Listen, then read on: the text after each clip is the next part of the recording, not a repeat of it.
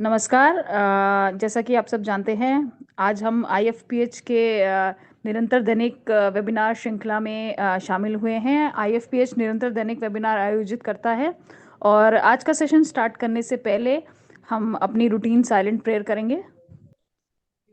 तो जैसा कि आप सब जानते हैं, international forum for promoting homeopathy निरंतर दैनिक वेबिनार आयोजित करता है। मैं यहाँ पर उपस्थित सभी डॉक्टर्स का हार्दिक स्वागत करती हूँ। और आज का जो हमारा सेशन है वो 1000वां 56 यानी कि 1056 सेशन है। और हिंदी में हमारा सेशन होता है 7:30 से 8:30, 8:30 से 9:30 हमारा इंटरनेशनल इंग्लिश सेशन होता है और 9:30 से 10:30 लोकल मलयालम सेशन। तो आज के जो हमारे गेस्ट स्पीकर हैं वे हैं डॉक्टर अनिल बिहारी चाहर जी। डॉक्टर अनिल बिहारी का मैं बहुत बहुत स्वागत करती हूँ सर। डॉक्टर नमस्कार। Thank you. अनिल बिहारी, हाँ जी। जी, बीएचएमएस है गाजीपुर होम्योपैथिक मेडिकल कॉलेज से। और ओपीडी में काफ़ी पेशेंट्स देखे हैं इन्होंने अलग अलग डिजीज़ के। इसके लिए इनको maximum number of OPD patients award से भी नवाजा गया है। 15 सालों से ये एजुकेशन में भी हैं और अपनी एक्सपीरियंस और अपनी नॉलेज को शेयर करते हैं। और डॉक्टर प्रफुल्ल विजयकर और डॉक्टर एस मावी जैसे प्रसिद्ध होम्योपैथ्स के साथ इनका तालमेल रहा है। और साथ ही साथ यूट्यूब और विभिन्न ऑनलाइन मंचों पे एजुकेशनल वीडियोस बनाते हैं होम्योपैथी को लेकर और उसमें अपनी क्लिनिकल एक्सपीरियंसेस से भावी होम्योपैथ्स और डॉक्टर्स को मार्गदर्शन देते हैं। तो आज को जो डॉक्टर अनिल का टॉपिक है वो है एसिड ग्रुप। जो एसिड ग्रुप होता है होम्योपैथिक मटेरिया मेडिका में, उसकी study of common themes and individualisation. तो इस टॉपिक पे आज डॉक्टर अनिल चाहर जी अपना सेशन देंगे। तो वेलकम डॉक्टर अनिल, और आप स्टार्ट कर सकते हैं प्लीज। नमस्कार। Thank you yes. Doctor Neha ji. आप सभी का मैं वेलकम करता हूं और आईएफपीएच का बहुत बहुत आभारी हूं डॉक्टर एन के साहनी सर का, जिन्होंने मुझे ये मंच प्रोवाइड किया। और बिना समय वेस्ट किए हम लोग चलते हैं सीधे आज के लेक्चर पर।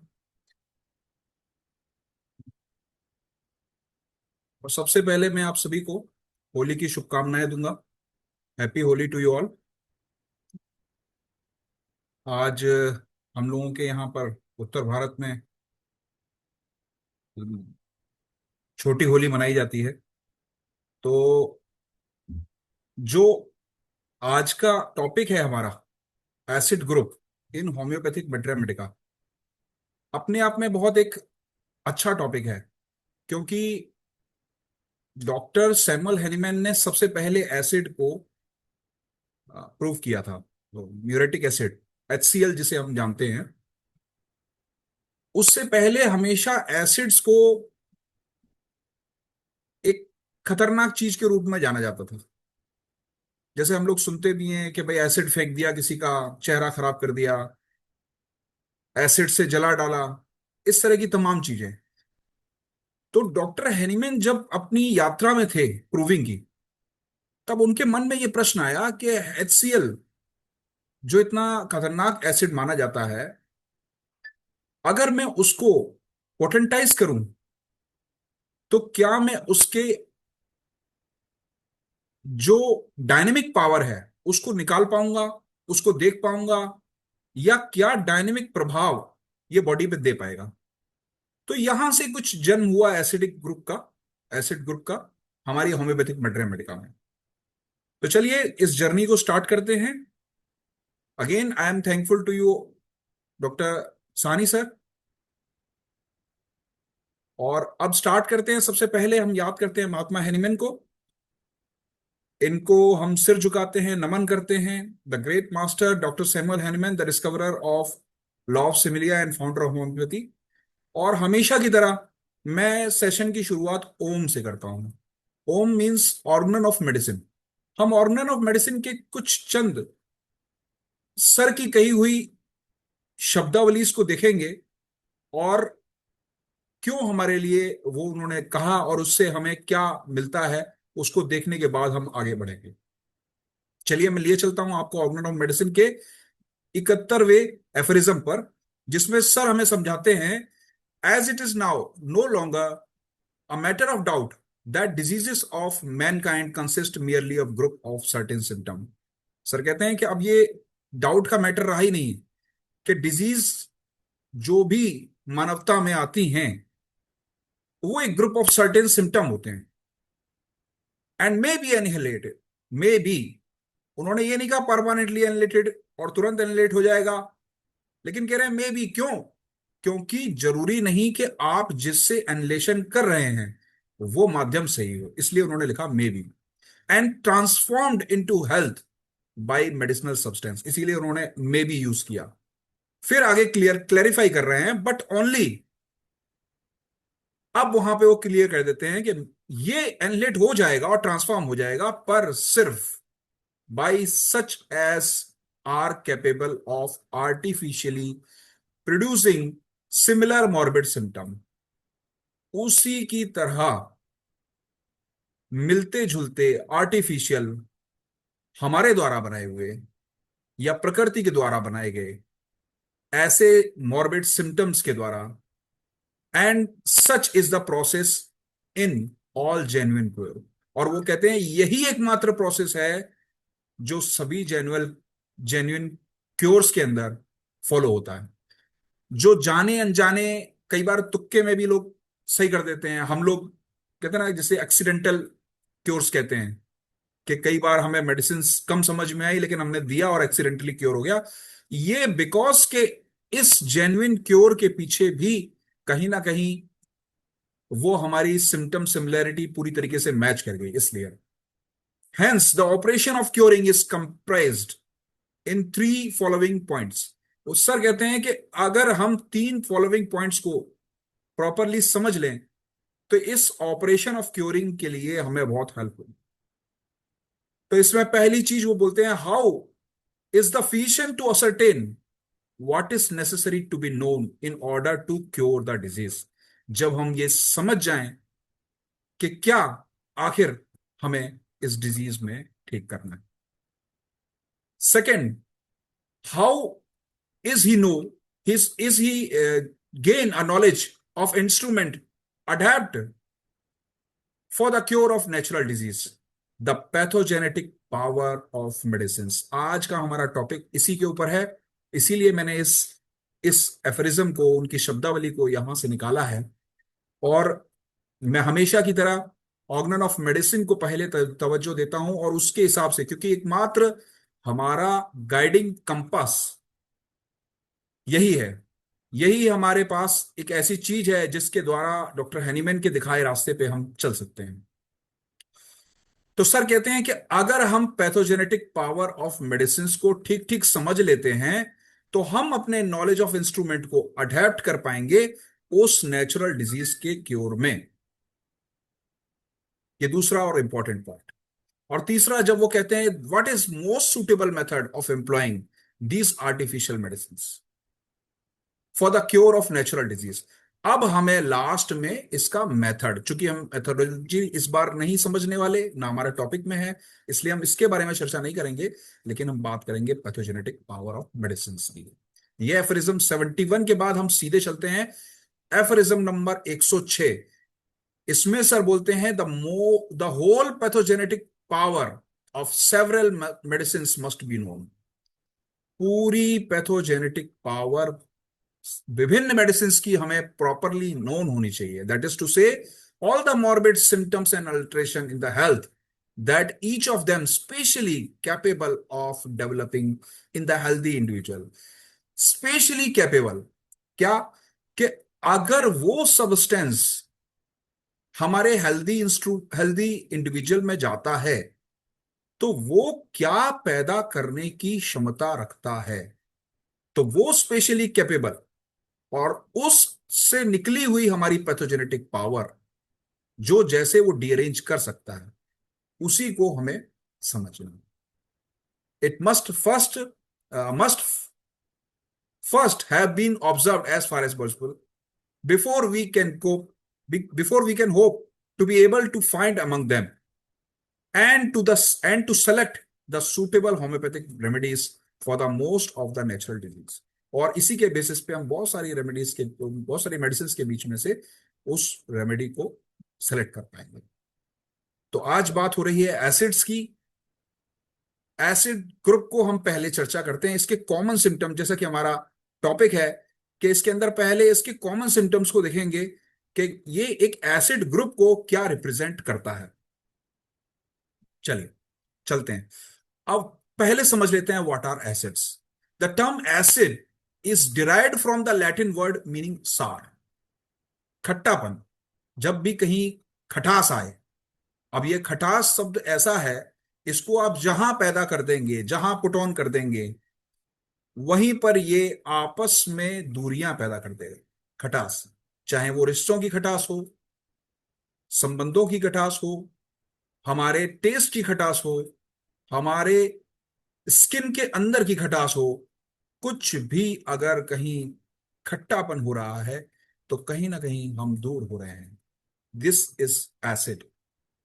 Acid are important reducing agent and as well as oxidizing agent. Organic acids हमारे जितने भी हैं वो रिड्यूसिंग एजेंट होते हैं, अगली स्लाइड में उसको और अच्छे से समझेंगे। और जितने इनऑर्गेनिक एसिड्स होते हैं वो ऑक्सीडाइजिंग एजेंट होते हैं। रिड्यूसिंग एजेंट वो एजेंट हैं जो आपको डोनेट कर देंगे, एक इलेक्ट्रॉन दे देते हैं, रिड्यूस हो जाते हैं, इसको मैं बोलता हूं ये डोनर है। These are organic acids. और इनऑर्गेनिक एसिड्स या ऑक्सीडाइजिंग एजेंट वो हैं जो आपसे कुछ ना कुछ ले लेंगे। दे आर थीफ, ये चोर हैं, ये एक इलेक्ट्रॉन चुरा लेते हैं। और आगे अगले की स्लाइड में और बेहतर समझ पाएंगे इसके सिम्टम के कैरेक्टराइजेशन को, अभी मैंने थोड़े से शॉर्ट में बताया। Acids are basically colourless, fuming, corrosive liquid. जैसा कि मैंने स्टार्टिंग में ही बोला था कि डॉक्टर हैनीमैन को भी ये थोड़ा सा अ, अंदर से कौतूहल हुआ कि आखिरकार ये कोरोसिव एलिमेंट अगर हम पोटेंटाइज करके देते हैं तो हम क्या पैदा कर सकते हैं, या क्या हमारी बॉडी के अंदर एक्स्ट्रा उत्पन्न होता है एज अ, जिसे हम कहते हैं कि हमारी डायनेमिक पावर के द्वारा। तो उसके डायनेमिक सिम्टम को समझने के लिए उन्होंने इन कोरोसिव लिक्विड को पोटेंटाइज करके लिया। ऑफन यूज एज प्रिजर्वेटिव, हम लोग अक्सर करके देखते हैं इनको प्रिजर्वेटिव के तौर पे हम लोग यूज करते हैं। और बहुत कॉमन प्रिजर्वेटिव है हमारा एसिटिक एसिड, सिरका, जो हम लोग बहुत कॉमन यूज करते हैं। अक्सर करके हम लोग जाते हैं तो अनियंस सिरके वाली हम खाते ही हैं। हमारे अचार और तमाम तरह की बहुत सारी चीजें हमारी हैं जो प्रिजर्वेटिव के रूप में इसमें डाली जाती है। सिरका बहुत कॉमनली यूज होता है एसिटिक एसिड। तो ये ऐसा प्रिजर्वेटिव यूज होता है, क्यूरेटिव यूज होता है, एंड डिस्ट्रक्टिव प्रोसेस के लिए भी यूज होता है। ये मैं बात कर रहा था ऑर्गेनिक और इनऑर्गेनिक एसिड्स की। अगर शॉर्ट में समझाऊं तो मैं आपको, जैसे कि मैंने बोला था कि organic acids are reducing agent, they they donate their electron. अब जब आप डोनेशन करते हैं तो ये एक प्रोग्रेसिव प्रोसेस है और स्लो प्रोसेस है। धीरे धीरे धीरे धीरे हम डोनेट करते हैं तो एक साथ सारा माल नहीं लौटा देते हैं। हम डोनेशन देते हैं तो थोड़ा थोड़ा करके देंगे, सबको बांटेंगे। Deep pathology of vital organs, ये क्या पैदा करते हैं ऑर्गेनिक एसिड्स, हमारे डीप पैथोलॉजी पैदा करते हैं। और जैसा कि आप देख रहे हैं these are slow and progressive.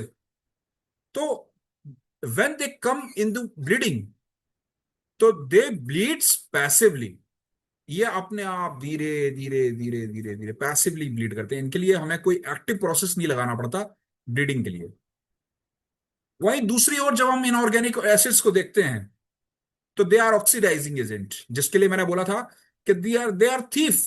ये चुराना जानते हैं, ये चुरा लेंगे आपसे, आपका चैन चुरा लेंगे, आपका अमन चुरा लेंगे, आपको तकलीफें देना शुरू कर देते हैं। Because they are very fast and acute, very fast and acute. ये deep pathology of skin, mucous membrane, blood and blood vessels पे पैदा करते हैं। अब चूंकि ये फास्ट हैं, एक्यूट हैं, deep pathology on blood vessels कर रहे हैं, तो दे आर एक्टिव ब्लीडर्स। इनको थोड़ा सा प्रोसेस चाहिए स्टार्टिंग के लिए, लेकिन उसके बाद ये ब्लीड करना स्टार्ट करते हैं बहुत तेजी से। इनकी ब्लीडिंग में भी दोनों में अंतर होगा, उसकी यूजिंग स्लो स्लो होगी, इसकी ब्लीडिंग बहुत तेजी से होती है। तो this is small characterization of organic and inorganic acids. अब हम एसिड्स ग्रुप को देखते हैं। ऑर्गेनिक एसिड जिनको हमने नाम लिया था, जो हमने बोला रिड्यूसिंग एजेंट, जो इलेक्ट्रॉन दे रहे हैं, दे आर वीक। अक्सर करके समाज में भी यही माना जाता है ना, जो जो बहुत लीनियंट होता है, आपको बांट दे रहा है, उसको वीक समझा जाता है ना। तो देखिए जैसे विनेगर, हमने बोला ना एसिटिक एसिड, हम इसको यूज करते हैं ज्यादातर चीजों में प्रिजर्वेशन के अंदर। तो प्रिजर्व कर रहा है, इलेक्ट्रॉन दे रहा है, लगातार इलेक्ट्रॉन दे रहा है, आपको प्रिजर्व कर रहा है। Benzoic acid, carbolic acid, phenol, जैसे हम सफाई करते हैं तो उसमें हम एज अ क्लींजिंग एजेंट इसको यूज करते हैं। तो आप देखते हैं कि कार्बोलिक एसिड दे रहा है और दे करके वहां से चीजों को हटा रहा है। सिट्रिक एसिड, जितने भी लेमनेट्स हैं उसमें हम देखते हैं citric acid, formic acid, lactic acid, ये सब हमारे बहुत डेली की यूज वाली चीजें हैं। इनको हम इजीली कंज्यूम कर पाते हैं। हमने हमने सिरके वाली प्याज खाई, एसिटिक एसिड, वीक एसिड है, खा सकते हैं भैया। अब आप कहेंगे फिनॉल क्यों नहीं? भाई फिनॉल मात्रा मात्रा में, उनकी मात्रा ऐसी होती है ना। सिट्रिक एसिड हम लोग यूज करते ही हैं, लैक्टिक एसिड यूज करते ही हैं, ऑक्सैलिक एसिड, ये सब एसिड्स हैं जो वीक एसिड माने जाते हैं। लेकिन कुछ दूसरी तरफ हमारे स्ट्रॉन्ग एसिड्स हैं, जैसे मैंने बताया था म्यूरेटिक एसिड, HCl, जो डॉक्टर हैनीमैन ने सबसे पहले प्रूव किया। Fluoric acid, nitric acid, these are highly acidic, और इतने स्ट्रॉन्ग एसिड है कि जला देते हैं। अक्सर करके जब हम लोग छोटे थे, जब केमिस्ट्री लैब के अंदर इनके एक्सपेरिमेंट्स करते थे, तो स्किन जल जाती थी, स्किन कभी पीली पड़ जाएगी, कभी काली पड़ जाएगी, because of their exposure to the skin. तो ये ऐसा पैदा करते हैं। Phosphoric acid, sulphuric acid, these are very strong acids. As well as in the personality also, they all are strong personalities. ये बहुत जल्दी सामने वाले को तोड़ने का मद्दा रखती हैं। अभी हम धीरे धीरे आगे बढ़ेंगे तो और अच्छे से समझेंगे इन चीजों को। चलिए ग्रुप इंडिकेशंस पे आते हैं। अब हम कैसे पहचानेंगे कि हमारे सामने कोई एसिड आया भैया? तो कुछ ग्रुप इंडिकेशंस हैं जिससे आप इजीली ग्रुप में पुट ऑन कर सकते हो कि ये मेरे सामने कोई एसिडिक टेंडेंसी का रेमेडी या एसिडिक मेडिसिन से मिलता जुलता तकलीफ लेके आया है। तो फर्स्ट सिम्टम इज डिबिलिटी, मार्क्ड न्यूरोस्थेनिया। न्यूरोस्थेनिया आपकी नर्व वीकनेस आपकी फिजिकल भी हो सकती है, मेंटल भी हो सकती है। तो मार्क न्यूरोस्थेनिया मिलेगा, मार्क डिबिलिटी मिलेगी, चाहे वो फिजिकल डिबिलिटी हो, मेंटल डिबिलिटी हो, आपको इनके अंदर फर्स्ट सिम्टम जो मिलेगा that is debility. And mark my words, जो मैं बता रहा हूं ये आपको मिलने वाले हैं। अगर एसिड्स में ये चीजें नहीं मिलती हैं तो आप जनरली एसिड्स के अंदर कूद नहीं सकते। ठीक है। एक्रिडिटी, बहुत जलन, बहुत बर्निंग, आपको काटने वाला, आपको ऑफेंसिवनेस, इनकी चीजों में, इनके डिस्चार्जेस में आपको जहां तहां इनके सिम्टम्स में पड़ा बिखरा हुआ मिलेगा। This is group indications of acids. Acids के हम ग्रुप इंडिकेशन देख रहे हैं, जिसमें पहली चीज मैंने बताई debility, mark debility on physical and mental aspect, as well as acridity, offensiveness and burning. Sour discharge, जहां से हमने बात करी थी, एसिड मीन सार। तो जो सार डिस्चार्ज है, हर चीज में ज्यादातर डिस्चार्जेस इसके सार स्मेलिंग में, जैसे vomiting, stool, menses, perspiration, urination, पस, एटसेट्रा एटसेट्रा, ज्यादातर चीजों में ऐसी स्मेल आएगी, खट्टी स्मेल आएगी। कुछ तो बेंजोइक एसिड जैसे स्मेलिंग एजेंट हैं जो बहुत ही अलग टाइप की डिस्टिंग्विश्ड स्मेल देते हैं, horse urine like benzoic acid. Haemorrhagic tendency आपको इसके अंदर मिलने वाली है। जैसे हमने बोला ना, they are bleeders, passive bleeders, active bleeders. तो ये बहुत बहुत कॉमनली आपको मिलने वाली है हेमरेजिक टेंडेंसी। जैसे हम देखते हैं, तो हम ये चार चीजें सबसे पहले फाइंड आउट करेंगे। Debility in the mental as well as physical aspect, acridity, burning, offensiveness, sour discharges and haemorrhagic tendency. ये चार चीजें अगर आपको कहीं दिखती हैं तो आप सोचना शुरू कर दीजिए, दीज आर, ये एसिड हो सकता है भाई। कौन सा एसिड, अब उसके बारे में आगे है। अब आप स्किन देखते हैं, म्यूकस मेम्ब्रेन देखते हैं, तो एसिड की, एसिड ग्रुप के म्यूकस मेम्ब्रेन, आपको एसिड ग्रुप के जो स्किन है वो आपको क्या मिलेगी? वो आपको मिलेगी इन्फ्लेम्ड, अल्सरेटेड, और बहुत खतरनाक होगा तो गैंग्रीनस भी मिलेगा। तो जब गैंग्रीनस मिल रहा है आपको स्किन पे अल्सर्स मिल रहे हैं, म्यूकस मेम्ब्रेन में अल्सर्स मिल रहे हैं, तो आप जो है सोचना शुरू कर दें, भैया कहीं ना कहीं हम एक स्किन ऐसे व्यक्ति की स्किन देख रहे हैं जो एसिड के सिम्टम लिया हुआ है। अभी सिर्फ ग्रुप इंडिकेशन हम पढ़ रहे हैं, ठीक है। उसके बाद टेंडेंसी टू क्रैक, या तो क्रैक मिलेंगे आपको, क्रैक, फिशर, फिस्चुला, अल्सरेशन, ये तो मिलेगा, या फिर आगे चल के बनने वाला होगा। अभी इन्फ्लेमेशन मिल रहा है, जैसे मैंने बोला ना, म्यूकस मेम्ब्रेन पे, स्किन में आपको आपको इन्फ्लेमेशन मिलेगा, रेडनेस होगा, ड्राईनेस दिखेगा। बट समटाइम्स थोड़े दिन बाद ही, चूंकि हो सकता है वो फर्स्ट स्टेज में आपको आया हो तो आपको इन्फ्लेम दिख रहा है, लेकिन आगे चल के अगर हमने इसके डिजीज प्रोग्रेशन को नहीं रोका है तो ये बढ़ करके क्रैक्स बनाएगा, फिशर बनाएगा, फिस्चुलास बनाएगा। ये इसकी टेंडेंसी है, प्रवृत्ति है। जैसे मैंने बोला था, discharges are offensive, discharges are acrid, discharges are sour smelling, sour in taste also. तो acrid, excoriation, burning and offensive, this is मतलब थीम ऑफ दैट ग्रुप। अगर आप ग्रुप की इंडिकेशंस देखेंगे तो ये आपको जनरली चीजें मिलेंगी। पेन्स के करेक्टर की बात करते हैं तो पेन्स आपको मिलेंगे प्रिकिंग टाइप, कुछ चुभा रहा है, सुइयां चुभ रही, स्टिचिंग, जैसे कोई स्टिच कर रहा है आपको, आपको स्प्लिंटर लाइक कांटे चुभ रहे हैं, ऐसे शार्प पेन मिलते हैं इनके अंदर। और क्रेविंग ज्यादा क्या होती है इनको, क्रेविंग होगी अल्कोहल्स की, क्रेविंग होगी फैट्स की, फैटी फूड पसंद है इनको। जितना अगड़म बगड़म, जितना आपको बाहर की चीजें दिख रही हैं आजकल, ये सब उनको पसंद आएगा, विथ अल्कोहल। अल्कोहल भाई चाहिए थोड़ा सा, इनको चाहिए मूड सुधारने के लिए, इनकी स्पिरिट को, इनकी वीकेंड न्यूरोस्थेनिया को ऊपर करने के लिए, अपलिफ्ट करने के लिए, इनके मेंटल अपलिफ्टमेंट के लिए। इनको लगता है कि अल्कोहल से ही अपलिफ्ट होंगे, इसलिए they crave for alcohol and fat. Aversion, aversion from meat and bread, meat and bread से इनका एवर्जन होता है ज्यादातर। एसिड्स में आपको ये चीजें मिलती हैं। तो दिस इज ग्रुप इंडिकेशन। एक बार दोबारा से अगर मैं रिवाइज करूं तो आप पीछे जाके देख सकते हैं, debility, acridity, offensiveness, burning, sour discharge, haemorrhagic tendency, और हम आगे देखते हैं स्किन म्यूकस मेम्ब्रेन पर inflammation, ulceration, gangrene and tendency to crack, fissure, fistula, ये चीजें मिलेंगी।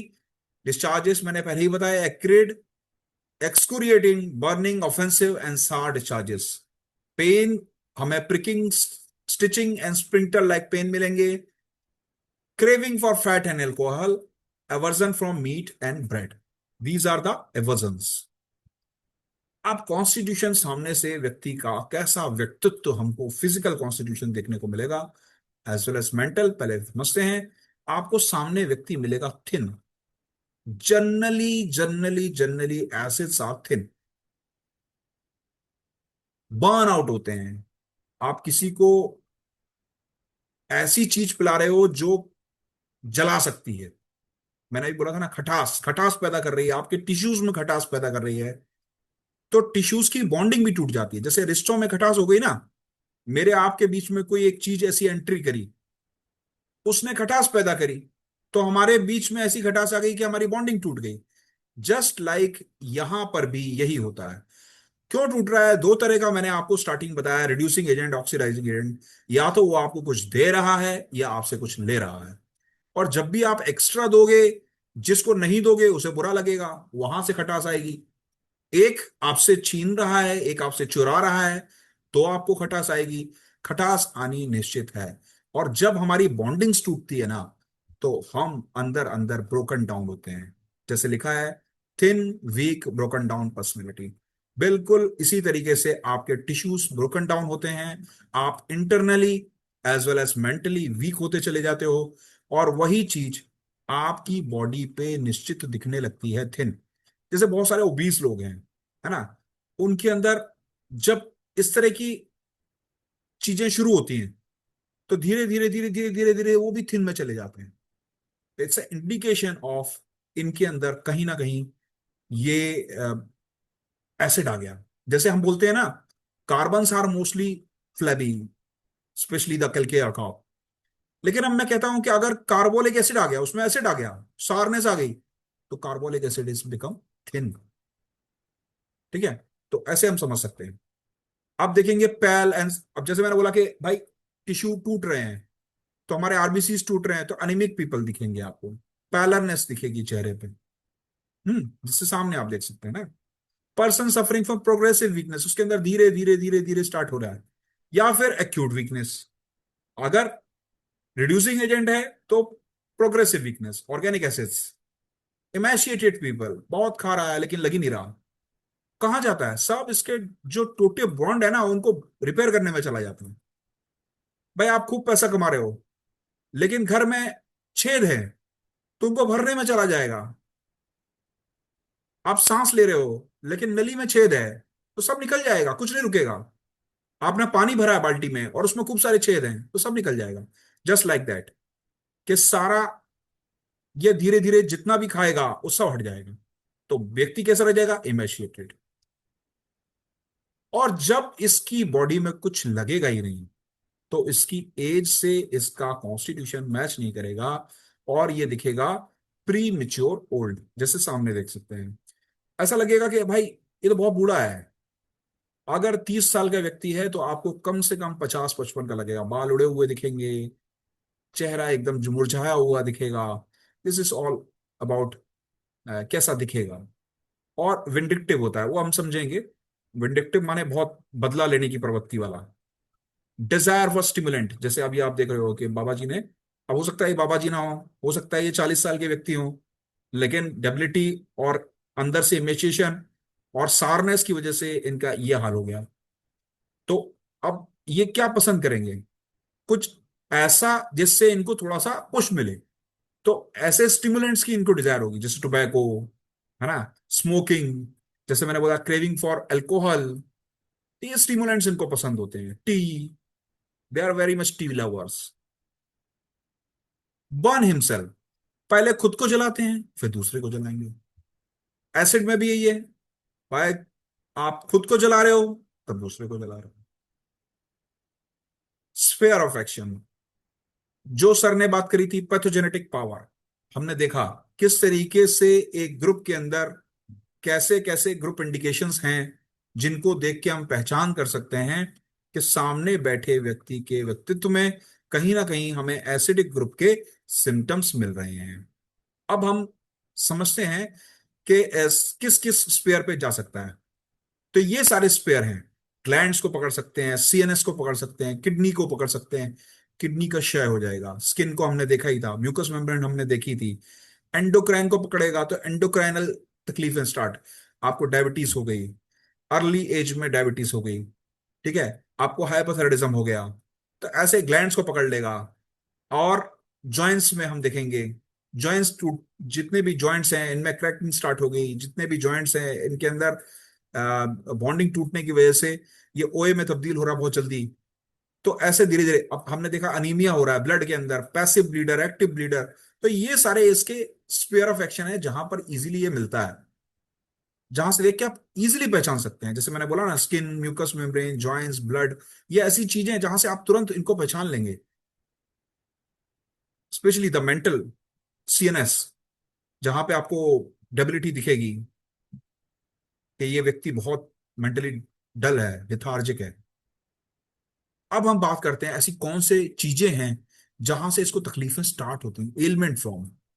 तो एलिमेंट फ्रॉम स्ट्रेस, वरीज, किसी की चिंता करते रहना लगातार, कोई स्ट्रेस इसको बहुत खाया जा रहा है, कैसे ये कर पाऊंगा, मैं कैसे इसको मैनेज कर पाऊंगा, है ना। या इसी चीज की चिंता में लगा है, किसी को केयर में लगा है, किसी की केयर, किसी की वरी, किसी के बारे में। भाई फॉस्फोरिक एसिड है, फॉस्फोरिक एसिड में क्या है? वरीज, उसका कोई नियर डियर चला गया, लव डिसअपॉइंटमेंट हो गया, अब उसी की वरी में लगा है। और खास बात यह है कि जिस दिन इसको प्यार होगा, उस दिन भी ये गुलाब लेकर के she love me not, she love me, she love, उस दिन से वरी स्टार्ट होती है। और जिस दिन इसको इसका बॉयफ्रेंड या गर्लफ्रेंड छोड़ता है, उस दिन तक इसको वरी रहती है, उसके बाद वो ग्रीफ में चला जाता है। अल्टीमेटली इसको अंदर ही अंदर घुलना है, क्योंकि वो एसिड है, उसको टूटना ही है ऐसे ही। डिबाउचरीज, आप ऐसी चीजों में संलिप्त होना चाहते हैं लेकिन नहीं हैं। ग्रीफ, चैग्रिन, मॉर्टिफिकेशन, इतना स्ट्रेस, इतना आपके साथ गलत हुआ ऐसे बर्तावों की वजह से, इतनी आप ग्रीफ और वरी में रहे कि आप रातों रात सो नहीं पाए, आपको इतनी इंजरीज लगी, सल्फ्यूरिक एसिड, सारी इंजरी की कहानी है उसके अंदर। या इतने स्टिमुलेंट्स में डूब गए, वो भी स्टिमुलेंट भी जो आपने स्टिमुलेंट चाहा कि ये मुझे उबार देगा, उसने और डुबो दिया। These are all element form, है ना। माने ये सोच रहा था कि इससे मुझे शायद मैं बच पाऊंगा, लेकिन उसने और डुबो दिया। ऐसा कोई ह्यूमिलेशन हो गया, चैग्रीन जिसे हमने बोला ना, कि ऐसा कोई ह्यूमिलेशन कि भाई इतना ज्यादा मुझे इससे ह्यूमिलेट होता हूं कि मुझे चिढ़ हो गई इससे, इरिटेशन की इंतहा, चिढ़, सामने दिखेगा तो मुझे बुरा लगेगा, इसको हटा लो मेरे सामने से। तो ये ऐसी ऐसी चीजों में फंसे रहते हैं कि आप चाह के भी इनको, जैसे कहते हैं ना, सुधार नहीं सकते भैया। आप दिन रात दारू के नशे में पड़े हैं, अय्याशियां कर रहे हैं, अय्याशी शब्द है, डिबाउचरी, है ना। तो मतलब खुदा ही बचा सकता है। इन्होंने पहले खुद को जलना है, फिर दूसरे को जलाना है। अब थर्मल पे आते हैं। थर्मल पर ज्यादातर एसिड्स जो हैं हमारे, एसिड चिली हैं, ये ठंड को टॉलरेट नहीं कर सकते, ठंडी चीजों को टॉलरेट नहीं कर सकते। बट जो दो एसिड हैं हमारे, fluoric acid and picric acid, they are very hot acid. ये ज्यादातर गर्मी को बर्दाश्त नहीं कर सकते, ठंड को आसानी से बर्दाश्त कर लेंगे। सल्फर ग्रुप हमारा एक ऐसा ग्रुप होता है जो अक्सर करके गर्मी को बर्दाश्त नहीं कर पाता, लेकिन सल्फ्यूरिक एसिड एकमात्र ऐसा एसिड है जो सल्फर कंटेंट होते हुए भी वो वो चिली हो जाता, वो हॉट नहीं रहता। क्योंकि इसने क्या किया, इसने अपना सारा वो जो है ना सब खत्म कर लिया, गर्मी खत्म हो गई। Sulphur is from ashes, sulphur is from lava, और वो उसने ठंडा कर लिया, क्योंकि वो इतना एसिड उस पर गिराया गया कि उसने खुद ही को जला लिया, खत्म कर लिया, भस्म कर दिया। तो राख रह गई, तो वो ठंडी हो गई।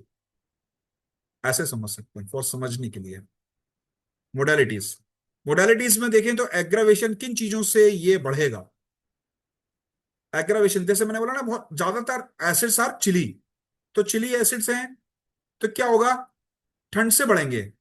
अब ठंड क्या है, ठंडी चीजें, ठंडा environment, cold drink, draught of cold air, इन चीजों से बढ़ेंगे। अब चूंकि ये थके हुए हैं, एग्जॉस्टेड हैं, तो इसलिए एक्सर्शन से भी बढ़ेगा इनकी तकलीफें। एक्सर्ट करेंगे, थोड़ा सा भी काम करेंगे तो भाई तकलीफ में चले जाएंगे, एक्सर्शन से भी बढ़ेगा। अब ये सोचेंगे कि भाई स्टिमुलेंट ले लें, मुझे, मैं डल फील कर रहा हूं, थोड़ा स्टिमुलेंट मिल जाए, तो ज्यादा स्टिमुलेशन लेने की वजह से वो भी एग्रवेट करेगा इनको। ये सोचेंगे भाई चाय पी लें, मुझे थोड़ा सा ताजगी आ जाएगी, वो ज्यादा चाय से इसको एसिडिटी बनने लग जाएगी, क्योंकि ऑलरेडी एसिड बढ़ा हुआ है ना।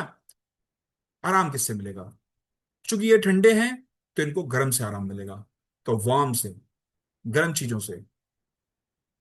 दिन भर रात भर चिंताओं में रहते हैं, नींद खराब है, तो अगर शॉर्ट स्लीप भी मिल गई या रेस्ट करने को मिल गया तो इनको आराम मिलेगा। तो बहुत सिंपल है इनको समझना।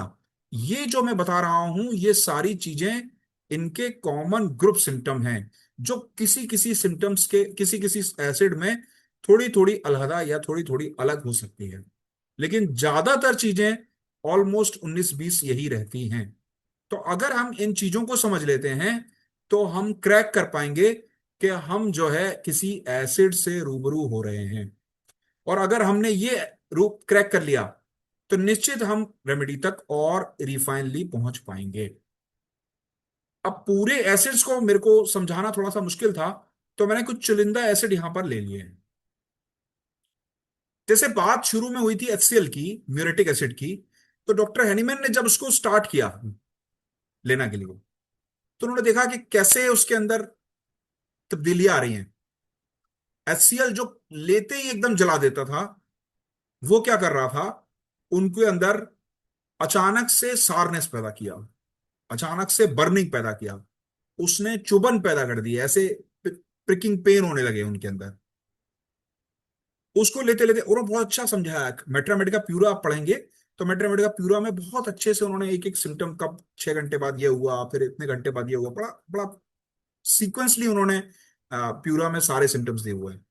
तो उसी में वो सिम्टम देते हैं कि धीरे धीरे धीरे मेरे लोअर एक्सट्रीमिटी एकदम से इनवॉलेंटरली मेरे वजन नहीं लेती और मैं गिरने लगता हूं। तो म्यूरेटिक एसिड का बहुत कमाल का सिम्टम वो देते हैं कि यदि व्यक्ति मेरे सामने आकर के कुर्सी पे धड़ाम से गिर जाता है, तो इट मीन्स ये है कि उसके लोअर बैक, लोअर जो एक्सट्रीमिटी है, उसकी मसल्स ने उसको संभाल नहीं पाए। वो किसी तरीके से अपने आप को बोझे की तरह लाया और यहां आके पटक दिया।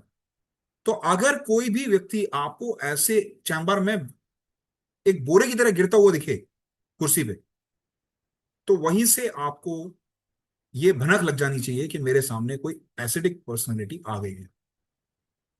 ये ये मैंने एग्जांपल दिया जो मैथमेटिका प्यूरा से है। तो सर इसको, मतलब सर ने जो प्रूव किया वो उन्होंने समझाया है ना, उसको हम कैसे यूज कर सकते हैं मैंने ये बताया। अब हम देखते हैं इसका होल सोल माइंड, माइंड में कैसे हम एसिड्स की चीजों को बनते बिगड़ते देखेंगे। अब स्टार्टिंग हम जानते हैं, स्टार्टिंग सबकी बहुत अच्छे से होती है, ऐसा नहीं है कि शुरू से ही एसिड ही पैदा होगा, एसिडिक ही रहेगा, है ना। तो शुरू में तो बहुत एक्टिव होता है, जोवियल होता है, लाइवली होता है, बहुत हर किसी से मिलने जुलने वाला, प्यार करने वाला, सेक्सुअल ड्राइव इसमें खूब होती है। तभी तो डिबॉचरीज में जाता है, तभी तो अय्याशियों में जाएगा। तो हम देखते हैं कि फिर उसके बाद क्या होता है। लेकिन इस अच्छे चलते चलते अच्छे बच्चे के अंदर अचानक उसके जीवन में स्ट्रेन आने लगते हैं, अचानक बॉम्बार्डमेंट ऑफ स्ट्रेस होता है, अचानक उसकी लाइफ में कुछ ऐसी तब्दीलियां होती हैं जिनसे उसके अंदर एक अलग, देखो मैंने कहा, एक पत्थर को आप 3 अलग अलग चीजों पे मारिए, कांच पे मारेंगे तो चकनाचूर हो जाएगा, ठीक है। अगर उसको किसी प्लास्टिक पे मारेंगे या लकड़ी पे मारेंगे तो वो पत्थर का निशान छोड़ जाएगी। और वही किसी लोहे पे या कोई और स्टोन वाली एलिमेंट होगा तो उसको हो सकता है सिर्फ आवाज करके रह जाए, कोई फर्क ही ना पड़े, कोई निशान भी ना पड़े। तो सेम सिचुएशन के अंदर एलिमेंट क्या था, उसके हिसाब से उसका जो रिएक्शन आया उससे हमें पता चला कि ये कैसा तत्व है इसके अंदर। तो उस बच्चे के अंदर जब स्ट्रेस और स्ट्रेन का बॉम्बार्डमेंट हुआ लाइफ में, तो वो क्या करेगा, वहां से निर्धारित होता है कि ये क्या बन रहा है, कौन सी चीज इसके अंदर जन्म ले रही है, कौन से सिम्टम्स इसके अंदर जन्म ले रहे हैं। यहां से इसके अंदर ग्रीफ आया, सोरोनेस आई, ह्यूमिलेशन आया, है ना। यहां से इसके अंदर वो चिड़ वाला एलिमेंट स्टार्ट हुआ, चैग्रिन, यहां से चैग्रिन। अब इसका इंड्योरेशन, जो इसका काम करने का जज्बा था, वो लो होने लगा, लो इंड्यूरेशन हो गया। अब जब ये लो इंड्यूरेशन में जाता है तो ये दो चीजों में बट जाता है। पहली चीज, अब वो खुद को जलाने लगते हैं, बर्न देम आउट। जब लो इंड्यूरेशन में जाता है तो ये खुद को जलाने लगा, पहला रिस्पॉन्स। तो बर्न करेगा तो कैसे, ग्रोन करेगा, मोन करेगा, हम्म, आ, अंदर अंदर अंदर अंदर कुढ़ना, अंदर अंदर जलना, अंदर अंदर वो करना शुरू कर देगा। अब ग्रोनिंग मोर्निंग के बाद इसके अंदर एंशियसनेस आएगी।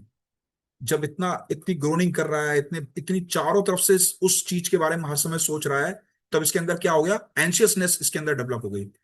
अरे अब क्या होगा, अब मैं कैसे बचूंगा, मेरा क्या बनेगा, क्या मैं कुछ कर पाऊंगा कि नहीं कर पाऊंगा, ये चीजें इसके अंदर डेवलप होने लगी। अब वही चीजें घूमते घूमते घूमते घूमते फिक्स्ड हो गई। मेरे साथ तो ऐसा हो जाएगा। अब फिक्स जब चीजें होने लगती है तो फियरफुलनेस आने लगती है। हमें किसी चीज का, एक निश्चित चीज का डर हो गया ना, अभी तक हमें पता नहीं था, unknown fear, that is anxiousness. अब वो फिक्स होने लगा। मेरे साथ तो ऐसा हो जाएगा, मेरे साथ तो ऐसा हो जाएगा। मैं ना ज्यादा चल नहीं सकता, ज्यादा चलूंगा ना तो मुझे हार्ट अटैक आ जाएगा, ज्यादा चलूंगा ना तो मेरे मेरे पाँव जवाब दे देते हैं, मेरे पाँव में बहुत तेज दर्द होता है। अब ये छोटी छोटी चीजें फिजिकल से स्टार्ट होकर के मेंटल पे जाने लगेंगी। जब इतना थॉट से घिरा रहेगा माइंड, तो इसके अंदर एक चीज डेवलप होगी, दैट इज फॉरगेटफुलनेस। अब ये भूलना शुरू कर देगा, भूलना शुरू कर देगा। और इसी भूलने में ये चीजों को पहले अरेंजमेंट भूलेगा, यानी कि क्या इंपॉर्टेंट है उसको पीछे कर देगा, और धीरे धीरे धीरे धीरे धीरे इनडिफरेंस में चला जाएगा। ये चीजों में यही एक प्रायोरिटी नहीं सेट कर पाएगा कि मेरे लिए ये इंपॉर्टेंट है ये, और उस चीज में धीरे धीरे इनडिफरेंस में चला जाएगा। और इस इंडिफरेंस से इसके अंदर और गिल्ट पैदा होगी कि मेरे में कमी है, मैं कुछ नहीं कर सकता, मेरे अंदर कमी है। इस गिल्ट की वजह से इसका मन करेगा खुद को खत्म कर दूं। तो सुसाइडल टेंडेंसी, तो मैंने कहा ना, बर्न देम आउट।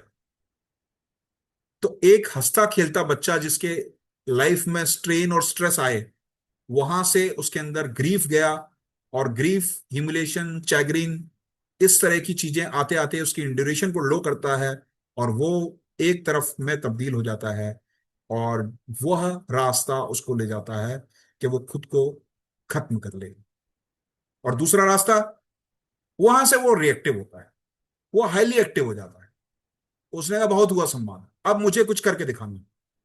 अब जो वो करता है, तो वो चिढ़ के साथ करता है, मुझे ये करना है, मेरे साथ ऐसा नहीं हुआ, अब मैं ऐसा करूंगा। वो चिढ़ के साथ करता है, इरिटेबिलिटी, सावर विद रिलेशनशिप। उसके रिश्ते में, सब रिश्तों में खटास आ जाएगी। रिश्तेदारों से उसको बुरा लगा करेगा। क्यों आते हैं मेरा टाइम वेस्ट करने के लिए, ऐसा क्यों करते हैं, मुझे नहीं पसंद है।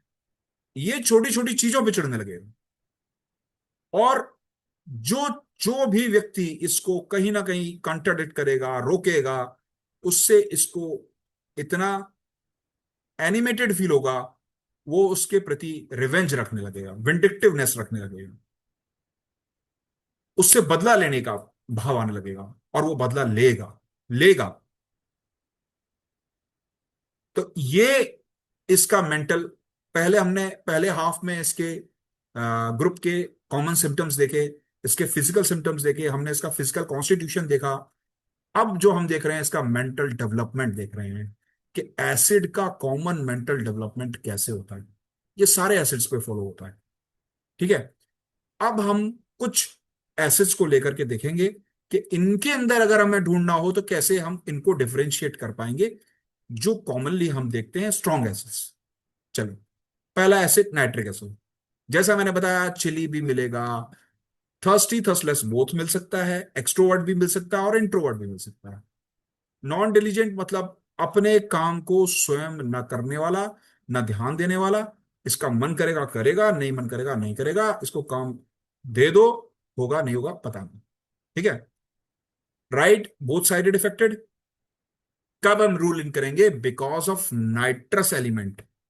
इसके अंदर एंशियसनेस और इरिटेबिलिटी ज्यादा होगी। इरिटेबिलिटी तो खैर एसिड के अंदर है ही है, लेकिन anxiousness, extreme anxiety, because of nitrous element.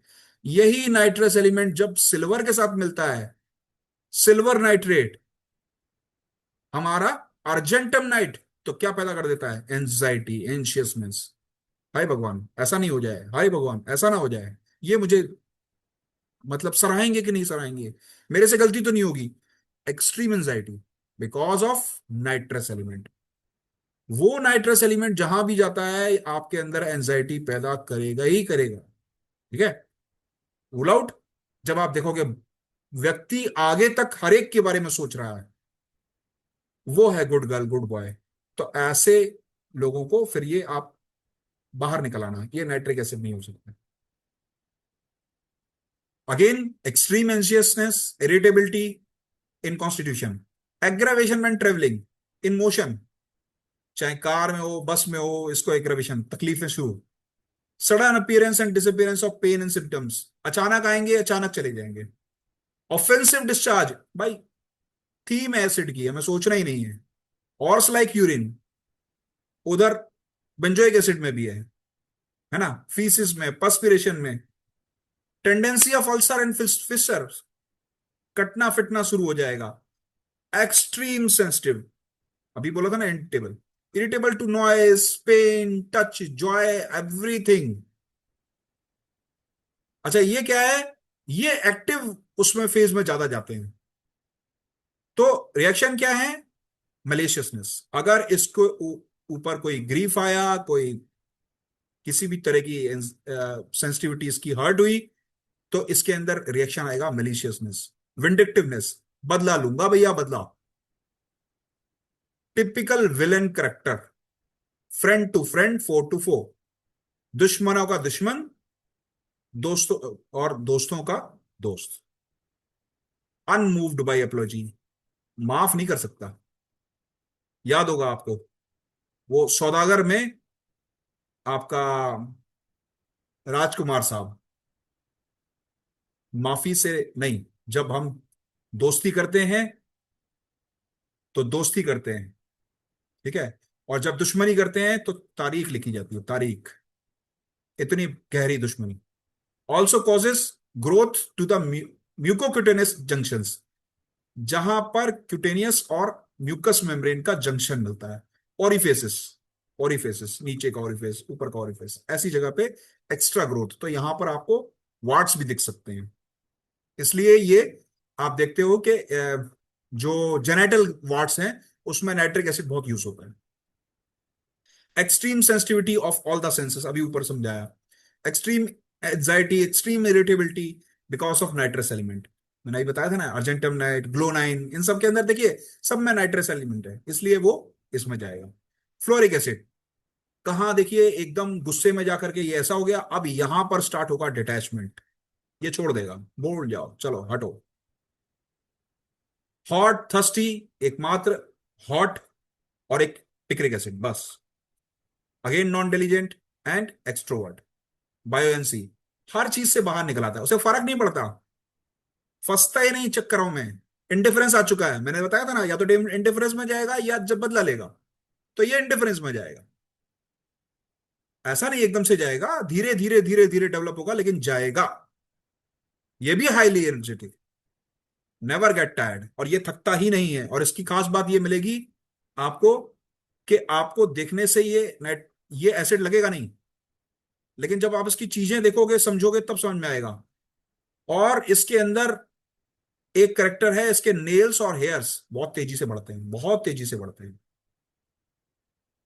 Phosphoric acid, phosphoric acid हमारा एक ऐसा प्यारा सा, थोड़ा सा दिखने वाला, प्यारा सा लगने वाला एसिड है। एसिड है बोला तो भाई कहीं ना कहीं तो इसके अंदर भी सारनेस है ना। तो इंट्रोवर्ट भी मिलेगा, एक्सट्रोवर्ट भी मिलेगा, बिकॉज ऑफ फॉस्फोरस एलिमेंट। इसमें फॉस्फोरस एलिमेंट की वजह से डिफ्यूजेबिलिटी, प्यार, मोहब्बत, ये सब आ जाता है। तो डिजायर फॉर लेमिनेट्स। अब इसके अंदर देखो, इसके इसकी डिजायर्स भी क्या है, दारू नहीं पसंद कर रहा है, कॉफी नहीं पसंद कर रहा है, सॉरी, लेमिनेट्स पसंद कर रहा है। तो आप देखेंगे ज्यादातर लव कपल्स क्या लेमिनेट्स पीते हुए मिलेंगे, है ना। चाय नहीं पीते हैं, बहुत कम लोग पीते हैं, लेमिनेट्स पीते मिलेंगे। तो जेंजी का एसिडिक अवतार फॉस्फोरस। तो रूल इन, अच्छी इमेज, अच्छा रहने वाला, हर एक से बात करने वाला, काम समय से फिनिश करने वाला। लेकिन क्या, अगेन इसके अंदर एसिडिक ग्रुप है तो डेबिलिटी आएगी। पहले मेंटल, जब किसी ने छोड़ दिया, किसी से अटैचमेंट बहुत हुई, एक डिटैच था, एक अटैच है, एक बदला लेने वाला है ना। फिर उसके बाद फिजिकली इसके अंदर डेवलप हो गया। वही म्यूरेटिक एसिड में क्या था, हमने देखा था पहले फिजिकल डेबिलिटी थी, देन मेंटल पे पहुंचती है। डिजायर फॉर रिफ्रेशिंग ड्रिंक्स, लेमनेड्स, और इमेशिएशन स्टार्ट हो जाएगा। तो रूल आउट कब करेंगे, जब आपको ये नॉन डिलीजेंट दिखे। मैंने बोला डिलीजेंट है, सब काम सही करने वाला, good boy, good, because of phosphorus, अच्छे अच्छे काम करेगा, सबकी डिफ्यूजिबिलिटी चाहता है ना, सबका अट्रैक्शन चाहता है अपनी तरफ। और अगर आपको ये बहुत एनर्जेटिक दिख रहा है, तो भैया वो रूल आउट कर दो। Element from home sickness, love disappointment, मैंने कहा ना फॉस्फोरस एलिमेंट आ गया, प्यार मोहब्बत अटैचमेंट आ गया, जहां भी डिटैच होगा, घर से दूर हुआ, अपने लव से दूर हुआ, ग्रीफ, मेंटल शॉक, ये सब इसको दिक्कत करते हैं। और रिएक्शन क्या आएगा? Mental debility, followed by physical, पहले यहां से वीक फिर physical, craving for juicy things, lemonades. तो सेरिब्रोस्पाइनल एग्जॉशन इसके अंदर डेवलप होगा। बात करने पे गुस्सा, angry with obliged. Sulphuric acid, यही मैंने बताया कि इसमें ये हॉट गलत लिखा है, ये चिली है। Chilly, sulphuric acid, thirsty thirstless, right. और इसके अंदर चीजें कहां से आ रही हैं? इंजरी से। इंजरी इसके अंदर इंपॉर्टेंट क्या है? Injury, mental injury, physical injury. Physical injury बहुत हरीडनेस होगी इसके अंदर, इंपेशेंस होता है, सल्फर की वजह से इंपेशेंस बहुत हाई लेवल का होता है, और स्पेशली एसिड जुड़ गया तो अब इसके अंदर इंपेशेंस, पता नहीं क्या होगा, पता नहीं क्या होगा, इस चक्कर में भैया जल्दी जल्दी जल्दी जल्दी जल्दी।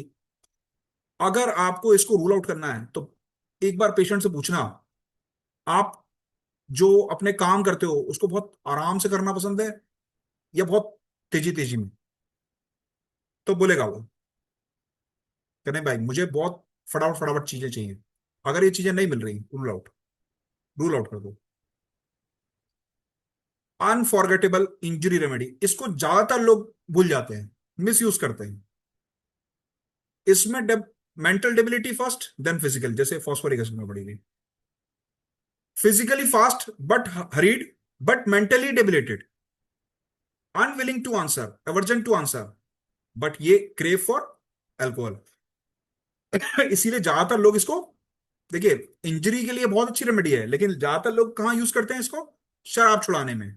यूट्यूब भरा पड़ा है, शराब छुड़ा लो, सल्फ्यूरिक एसिड खाओ। हमारे पास दिन में कम से कम 3-4 पेशेंट आते हैं जो ये बोलते हैं, सर दारू छुड़ानी है, सल्फ्यूरिक एसिड मिल जाएगी क्या? बोतल ले जाओ, पी जाओ, इसकी आदत पड़ जाएगी, वो तो छूटेगी नहीं छूटेगी। The averse to smell of coffee, coffee की स्मेल इसको बर्दाश्त नहीं होती। एमलेस हरी, हरी है बट इसको पता ही नहीं है किस बात की hurriedness. Hurry in writing because of mental debility, इसको लगता है पता नहीं वो मैं कर पाऊंगा कि नहीं कर पाऊंगा, इसलिए फटाफट फटाफट निपटा दो। Physical sorry, prostration of mind due to injuries, इसलिए इंपेशेंस, फटाफट फटाफट निपटा दो, कल का पता नहीं कल हो ना हो। अगर मैं एक छोटा सा कंपैरिजन करूं यहां पर अर्निका बेलिस पर और सल्फ्यूरिक एसिड का, तो आप देख सकते हो सामने, अर्निका में फाइनेंशियल लॉस आएगा पहले, एलिमेंट फ्रॉम फाइनेंशियल लॉस,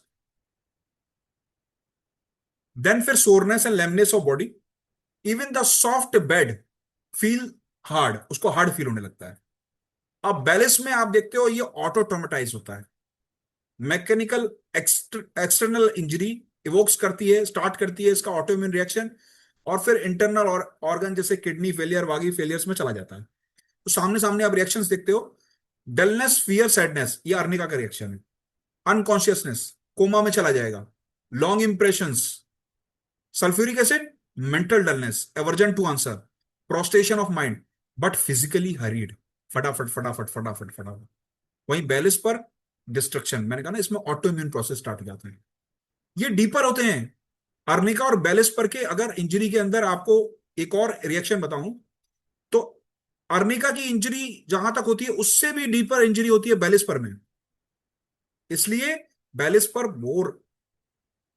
लेकिन हम बात कर रहे हैं यहां पर सल्फ्यूरिक एसिड की। तो सल्फ्यूरिक एसिड को मैंने कहा लोग भूल जाते हैं, इंजरी की बहुत अच्छी रेमेडी है, लेकिन देते किसमें है? शराब छुड़ाने के लिए। चलिए, ये एक शॉर्ट में मैंने आपको कोशिश किया, कुछ चीजों को अलग से इंडुलाइज करने की कोशिश की हमने, कुछ चीजों का ग्रुप सिम्टम बना करके पूरा दिया।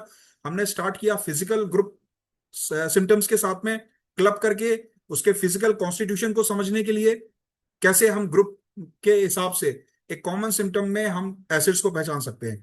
फिर उसके मेंटल सिम्टम्स को समझा, और कुछ चुनिंदा दवाइयों के इंडिविजुअलाइज्ड एक्शंस को भी समझा। चलिए, अब एक एग्जांपल लेते हैं, थोड़ा सा अंत करने के लिए, थोड़ा स्टडी को और इंटरेस्टिंग बनाने के लिए हम एग्जांपल लेते हैं, एक लाइव केस लेते हैं from Baazigar movie. I think सबने लगभग ये मूवी कभी ना कभी देखी होगी। ये मूवी है। इसमें हमने देखा है कि पहले ये आपकी स्क्रीन के राइट हैंड साइड में दिलीप ताहिर हैं, जो इसमें मदन चोपड़ा नाम के किरदार निभाते हैं।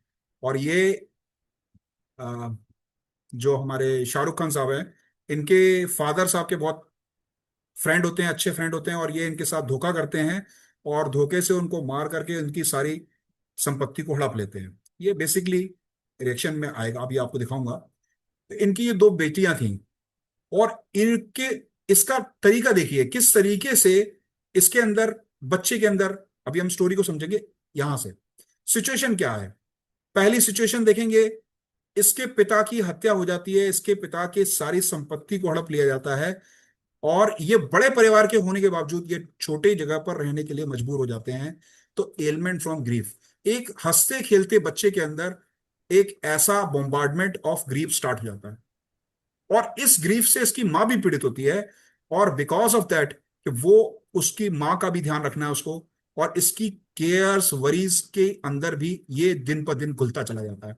जो उम्र इसकी खेलने की है, पढ़ने की है, आगे बढ़ने की है, वहां पर ये ग्रीफ और केयर वरीज में जूझ रहा है, दिन और रात जूझ रहा है। और अंदर अंदर इसको ये पुराने ख्यालात सब याद हैं, भूला कुछ भी नहीं है कि मेरे साथ क्या हुआ। यहां से हमारी ये सीडिंग स्टार्ट हुई, और देखिए रिएक्शन क्या आया। ये भूला नहीं किसने मेरे साथ गलत किया था, मदन चोपड़ा ने। मदन चोपड़ा की दो बेटियां हैं, उसने पहली बेटी को, ये वो सीन है जो छत पे ले जाता है, ये शादी होती है इनकी, और ये कोर्ट मैरिज करने के बाद उसको छत पे ले जाता है, और वहां से ये पैर इसने हाथ में लिए हुए और यहां से उसको धोखा देके गिरा देता है। तो ये इसका रिएक्शन है, दैट इज मेलिशियसनेस। ये इस क्रूरता पे उतर आया सिर्फ इसलिए कि उसने मेरे साथ ऐसा किया था। और ये दर्शाता है कि हमें कहाँ, किस एंगल पे ले जा रहा है ये। और देखिए ये उस पर्सन के प्रति इतनी हेट्रेडनेस कि वो माफी मांगेगा तब भी मैं उसको नहीं छोड़ूंगा, वो माफी मांगेगा तब भी मैं उसको नहीं छोड़ूंगा। ये मदन चोपड़ा, मैंने ये समझता कि किसी ने इसको कभी नहीं देखा होगा, बिल्कुल देखा होगा। तो अनमूव्ड बाई एपोलॉजीज, तो ये इसका बचपन निकला केयर वरी में, ग्रीफ में, एलमेंट फॉर्म, यहां से जमीन स्टार्ट हुई, और इसके रिएक्शन आए maliciousness, vindictiveness, hatredness, person who offend him, hated the person who offend him, hated person की अनमूव्ड बाई एपोलॉजी, उनकी माफी से भी उसको माफ ना करने वाला ऐसा व्यक्ति। तो इसको जब हम रिपोर्टोरियल चार्ट पे देखते हैं तो हमारे सामने ये रेमेडीज आती हैं, फॉस्फोरिक एसिड, नेट्राम्यून, नेक्सोनिका, नाइट्रिक एसिड, स्टेप्सिगिरिया, कैलकेरिया, बहुत सारी आ रही हैं। लेकिन आप देखेंगे तो इसके अंदर सबसे ज्यादा सिम्टम सिमिलैरिटी और सबसे टॉप ग्रेड पे आपको मिलेगी नाइट्रिक एसिड। तो this is all about nitric acid. और इसके साथ मैं आप सभी के साथ आज इस लेक्चर को यहीं समाप्त करूंगा। और होपफुली आपने आज के लेक्चर में एसिड्स की कुछ ग्रुप सिम्टम्स को क्वालिफाई, ऐसा कुछ अ, इकट्ठा करके करेक्टराइज किया होगा कि हाँ भाई ये यहाँ से हम पहचान सकते हैं। मैंने कोशिश की है, और यहाँ पर थोड़ा सा फिल्मी तड़का भी लगाया है कि जिससे थोड़ा सा इंटरेस्टिंग लगे study. Thank you very much. Thank you to all मुझे समय यस, देने के लिए। थैंक यू डॉक्टर अनिल, आज के सेशन के लिए। आपने जिस तरह से बताया एसिड्स ग्रुप के ऊपर, हमें शायद सारे ही मटेरिया मेडिका में बहुत सारे ऐसे ग्रुप्स हैं जिनको हमें कलेक्टिव स्टडी करके हमें करना चाहिए। जैसे मैग्नीशियम ग्रुप है, या काली ग्रुप है, या कैलकेरिया ग्रुप है। जी। तो एक स्पेसिफिक कैरेक्टरिस्टिक्स हमें आइडिया हो जाता है, फिर उसके बाद जो जो एलिमेंट्स उसके साथ जुड़ते जाते हैं उसकी एलिमेंट की कैरेक्टरिस्टिक्स आ जाती है। एक बहुत ही ब्यूटी है होम्योपैथी की कि कैसे बायोकेमिस्ट्री इसके अंदर इंटीग्रेटेड है, और किस तरह से मेडिसिन भी बायोकेमिकल रिएक्शंस चेंज करती होंगी ऑब्वियसली बॉडी में, तभी वो इफेक्ट्स प्रोड्यूस होते हैं। राइट। ऑब्वियसली रिसर्च अब धीरे धीरे इस बात की पुष्टि करती जा रही है किस तरह से एनर्जी लेवल पे काम करने वाली होम्योपैथिक मेडिसिन किस तरह से अंदर बायोकेमिकल रिएक्शंस भी करती है। तो ऑब्वियसली ये डॉक्टर हैनेमन की भी एक फोर साइट थी कि उन्होंने इस तरह की मेडिसिन डिस्कवर करी जो बायोकेमिकल एक्शन करते हैं, because he was himself a great chemist. तो जी ये बहुत ही अच्छा सेशन था डॉक्टर अनिल चार के साथ आज एसिड्स के ऊपर। हम चाहेंगे कि डॉक्टर अनिल ऐसी अलग अलग ग्रुप्स के साथ हमारे को मार्गदर्शन करें, जैसे जी बाकी जी सारे ग्रुप्स हैं, तो और भी सेशन लेके आए। जी श्योर। धन्यवाद डॉक्टर अनिल का।